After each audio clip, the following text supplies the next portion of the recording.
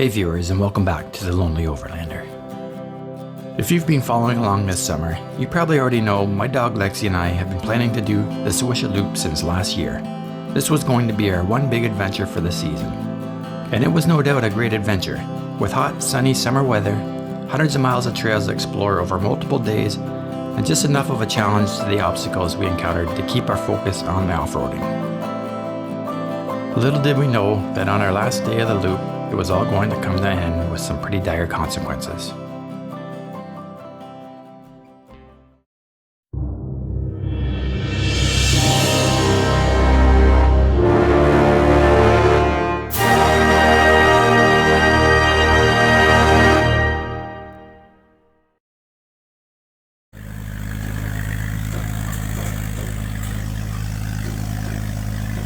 As you're probably all well aware of the travel story by now, in this episode we're going to pick back up with the successful recovery of the Bronco. Luckily for us, a local couple, Nipper and Joanne, were staying at their nearby cottage for the next couple of days. They were generous enough to help try and recover the truck, but when that failed, gracious enough to put me and Lexi up in their home and look after us while we tried to sort out this mess.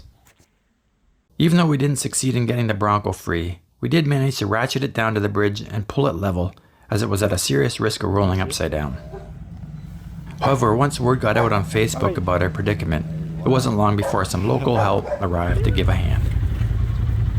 Unfortunately, with the Bronco inadvertently put in the park by me, and electronic parking brake motors firing because of the water intrusion, it wasn't going to be a simple recovery. Even with two full-size pickups and a winch off a Razor side-by-side, steep riverbank and proximity to the bridge weren't going to get us very far. The following day is when I took a phone call from Jean-Francois, who also saw my social media post setting fire to the internet. While at work, he had already devised a plan to round up some friends, his recovery gear, and set out on the almost 3-hour drive north that afternoon from Gatineau, Quebec, which meant they'd be arriving around 8 o'clock that night. With everyone set up with their tents and camping equipment, I just assumed we'd go tackle the recovery first thing in the morning. However, JF had other ideas. He researched online beforehand how to disable the shifter interlock and went about successfully doing so while underwater and in the dark. With giant leeches lurking about, this guy's my new hero. The following morning, with the Bronco now in neutral, JF went about removing the parking brake servo motors, again underwater, which thankfully were just held in place with a single 6mm Allen bolt. With Robert's diesel-powered Chevy pickup positioned in place on the Bronco's flank and Marie's Jeep Rubicon set up to do the heavy lifting, it was into the water yet again for Jean-Francois to soft shackle the front wheel to the pickup's rear-mounted winch. JF was doing his best to ensure minimal damage to the Bronco because of the proximity to the bridge. Because of the amount of pulling that was obviously going to be needed, the Jeep's winch was set up with a double block pulley arrangement, and Robert's rear bumper mounted winch was going to use a block as well. This recovery arrangement gives a lot more mechanical leverage to the winch and also minimizes the tensile loads on the cables, as opposed to a straight winch pull. At this point so far, I think JF needed 2 leeches pulled off him, and I managed to pick up an ankle biter as well. But this didn't stop him from repeatedly getting wet. The man was determined the Bronco was coming out of the water. From overhead, you can see just how elaborate the setup is. The V8 Toyota in the middle, the Rubicon anchored from the back way over to the closest tree, which was probably 100 feet away, and the Chevy with the custom bed on the side. Again, JF set up the soft shackle and block to the front wheel in such a way to minimize any kind of body damage to the Bronco, and a second block on the bumper again, which multiplied the pulling force of the winch.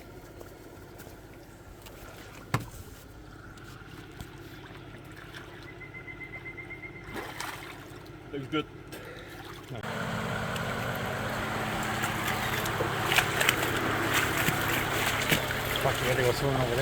Of course, Jean-Francois was the one to get wet yet again, anchoring the Wrangler from being pulled into the Bronco.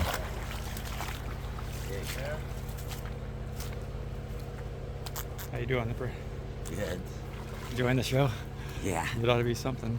No, it's going to come out. I'm sure. Something's going to happen. Yeah, he's got one way in there on the tree. Yeah, something's going to happen. I'm gonna need to come pick up the shackle, but You want this one? yeah, actually I'm gonna need it. With a 12,000-pound winch pulling off the front of the Wrangler, strung up between two pulley blocks and anchored at the back to a tree, either the Bronco was coming out of the pond, or one or both of the vehicles were going to get ripped in half.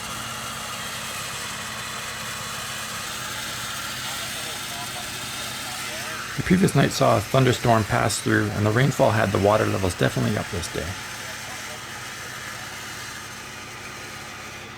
One of the more serious obstacles holding back the recovery was the almost sheer drop-off from the bank to where the rear wheels sat, particularly on the passenger side. I managed to shovel out and grade the bank a little bit, but it wasn't going to be enough. JF soft-shackled the wheel to a high-lift jack to get it up in the air enough to slide a traction board under it to help ease it out of the water. The chainsaw was brought out to give the corner of the bridge a little haircut for clearance, as the angles were just playing against us. Only the bare minimum was removed. As if all this wasn't enough, jammed up behind the front driver's side wheel was a piece of 4x4 timber that was half attached to the bridge. Again, JF seemed to have no qualms about getting into the water. Hands up all of you who keep a dive mask and snorkel in your recovery gear. He mentioned it on the phone yesterday at Airbag. If it doesn't work for any reason, that's what I would suggest. You get someone in with an airbag. You put the strap under the truck, and then you just inflate, and then you pull. Yeah. Then everything's off. Thankfully this day, we had a bit of break in the heat and humidity, which also helped with the devil flies. But being still summer in the Great Lakes region, I nonetheless kept an eye on the skies. After everything we'd been through, a torrential downpour at this point would not have surprised me in the least. Without us able to clear away the 4x4 under the Bronco, GF devised a plan to soft shackle the driver's side wheel to a pulley strapped to the bridge to help pick up that corner of the truck and up over the obstruction. This was run to the winch on the Toyota, but this also served another purpose. Yeah. With the rear passenger wheel coming up the steep embankment, you can see how this would tip the Bronco's sheet metal hard into the bridge structure, something we all wanted to avoid. I wish I would have caught it on the film. She was like, that's fancy. We caught a leech trying to get in there. Maybe, yeah, you get... On peut prendre l'attention this un thing peu. up, you should Voir change si the ça name marche bien. Tu veux que j'aille mettre Instead l'attention of bad dessus? mule, Bon it's bad winch à moi, turtle. oui. Bad burrow? Bad turtle. Bad. Yeah. However, because of the extreme short cable run from the pulley to the wheel, there was only so much room to winch before we risked the shackle getting drawn into the pulley and probably breaking. And with the Bronco also being pulled backwards at the same time, it became a precarious balancing act.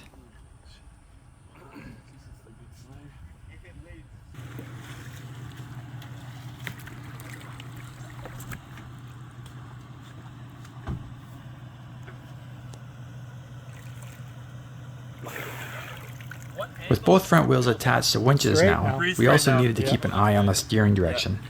The last thing we wanted down here was a broken tie rod or a blown apart steering rack. Alright.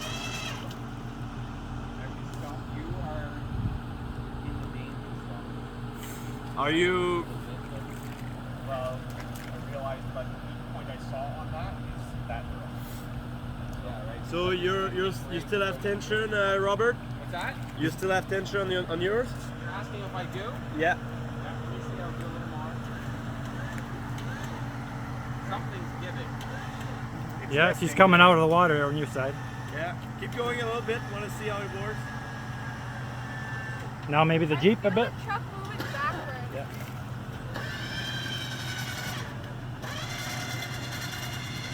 Wheels turning. It was nice to finally see the wheels turning and some progress being made though. Alright. Yeah, hold up on your side. You're turning the wheel. Hold. Yeah, you're turning it into the bridge a bit. Now the problem While all of this was going on, a curious little turtle decided to show up and investigate all the I commotion. didn't cut it yet. But now I feel pretty confident that I could cut it. Yeah, yeah. Um, So we and want I the think tension right off it now. over the stump and everything, I'm just gonna see. Maybe now I can just unhook it. I'm gonna check first and. I think we could probably let it go completely, okay? You can also see from here how noticeably higher the driver's side of the Bronco is now, giving us vital clearance to the bridge. With JF positioned in line with the pole, he signals Marie and the Rubicon to start winding in the winch.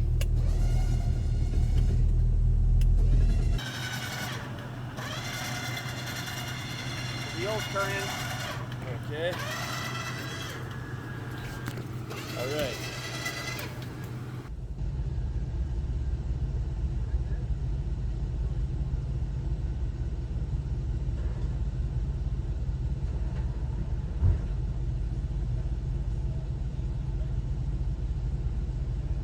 With the steering beginning to get further cockeyed, I reached into the Bronco to grab the wheel and hold it straight. Of course, with both front wheels strapped to tensioned lines, the inevitable happened. With the weight of the truck on the line run through the pulley on the bridge, and with the Jeep inching the Bronco rearward, something finally had to let go.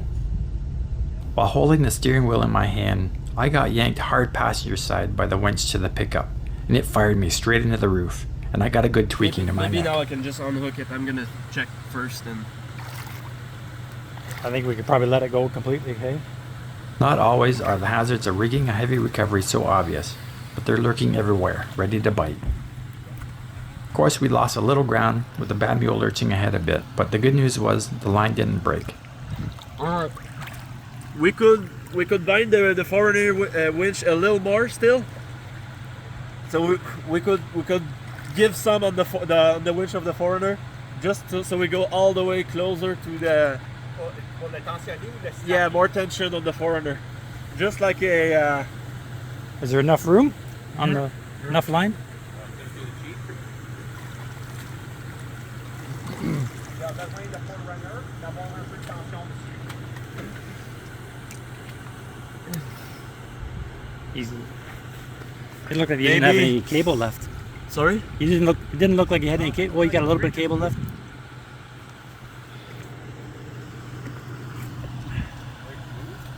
Well, this is in the water, so 6 inches. Is it hitting the truck yet? No, it's basically this line is sliding, so that has. Are you able to turn your wheels straight again?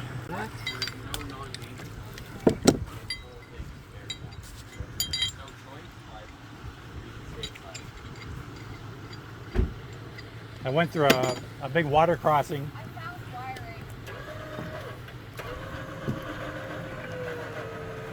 Oh, there goes the wheel. Like the wheel's straight now? We managed to clear the obstruction on the driver's front wheel and continued winching back towards the Jeep. With the steering wheel cranked over to the driver's side, we ended up with lots of room between the Bronco and the bridge.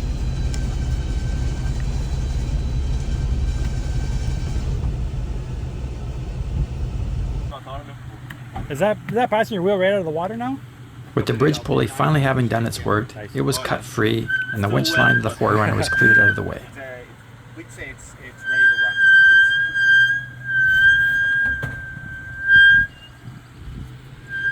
Getting the rear passenger wheel up on shore was a major hurdle, but you can still see how that wanted to tip the Bronco into the bridge. There, or we can even go forward with yours a little bit, put it wherever we want. But still, I think we still need to be able to. I guess not wanting to believe it would be a total loss, or if in fact the insurance would cover it at all, we were still concerned with not wanting to cause any additional damage to the truck. With large timbers lying under and behind the front wheels, the plan now was to crank the steering over to the other way and see if we could get the Bronco to roll up over him. There's a lot of lumber in there. What's that? There's a lot of lumber and logs. Great. The whole thing is just slowly whatever they can get their fingers out. Like, as people just build shitty bridges on top of shitty bridges. And push the old stuff off. Or... I don't want to have to carry that out. It goes in the water. From Marie's perspective, winching from inside the Jeep, you could see the plan work beautifully, rolling the front wheel of the Bronco right out of the water and back onto the firm ground.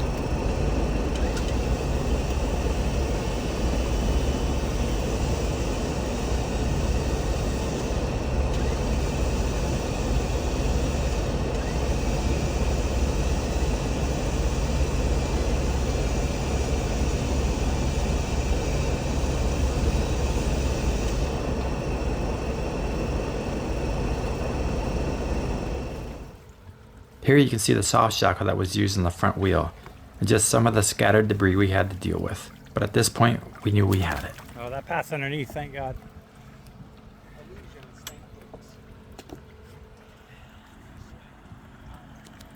Looking at the high water marks on the windshield, you can see how just far pitched down it was in the water. Just utterly shocking.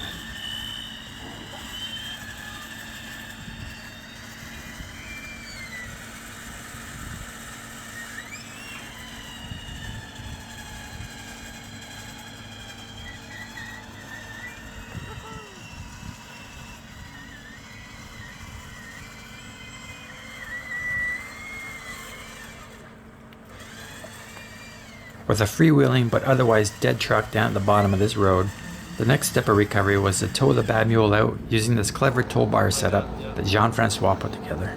Have a look at how he utilized D-rings to make it all work on the Bronco's recovery points. Pretty cool. With the bad mule now hitched to the V8 4Runner, we were finally out on our way.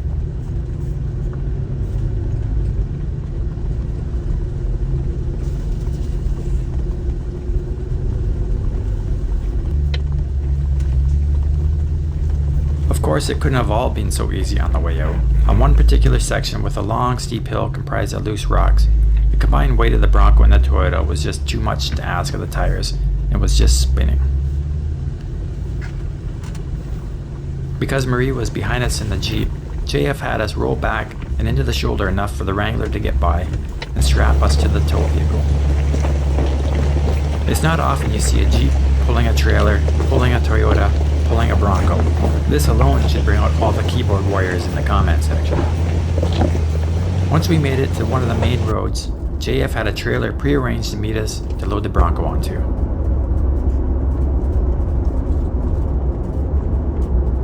And then it was back down to the Gatineau region where we unloaded the Bronco. Jean-Francis and Marie put us up for the night.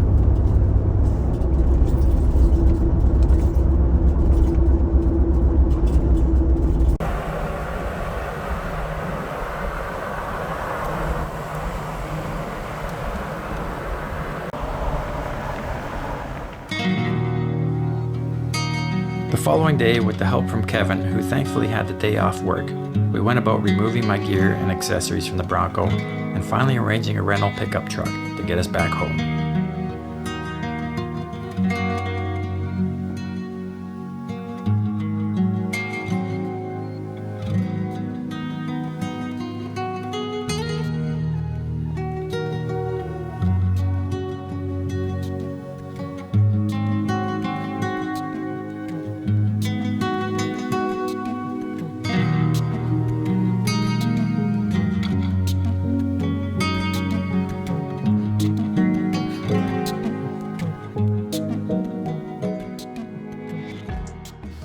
The rest of the story is pretty much well documented, and you can follow up on it on the playlist link here. As it turns out, getting the Bronco recovered was just the beginning of the calamity. When I was finally able to speak with an insurance agent, I was informed that the Bronco would almost certainly be a total loss. So it was then that I decided to strip it and have it brought back to a local shop in Gatineau instead of bringing it home. As for the recovery, what an amazing professional job performed by everyone there, especially Jean-Francis. As you saw, it definitely took all three vehicles working together to get the Bronco free from the water, being as stuck as it was. But it also took as much, if not more, strategy and finesse as it did brute force to get it done. I don't know about you, but I can't remember watching such a skillful recovery or a 4x4 stuck nose down deep in a pond with all four wheels locked up. Well, at least initially locked up. Truly an amazing job. Many thanks again to everyone involved. I don't know what I've done without your generosity and help. The plan going forward is to definitely find another Bronco for next summer. Whether new or used, I don't yet know. Either way, it's not going to be easy or cheap. If you enjoyed this episode or others, consider becoming a subscriber to the channel and help support future episodes like this one, and especially the travel and adventure series. I still have many trips planned for the future, and I'd love to have you along for the ride. Until next time, we'll see you here again on The Lonely Overlander.